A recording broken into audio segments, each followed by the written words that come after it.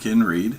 We're now looking at page 24, the last page, wall display page of the DYO Green Building Decision Kit under the topic Other Decisions.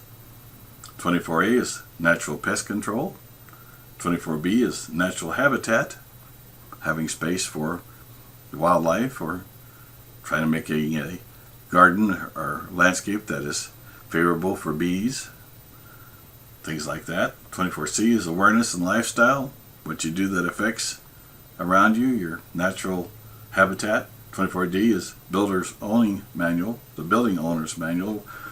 Very few homes, almost none of them, come with any kind of owner's manual, and yet it's important to understand how to take care of your devices and your appliances, especially the newer, more complex ones. 24E is Innovative Design.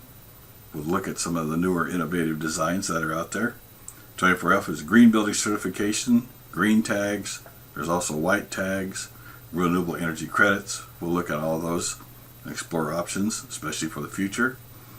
And 24G is Energy Rating Incentives, which this is along the ways of getting money back for doing a home energy rating or HERS rating on a building to get a energy mortgage or a newer energy option such as a green mortgage.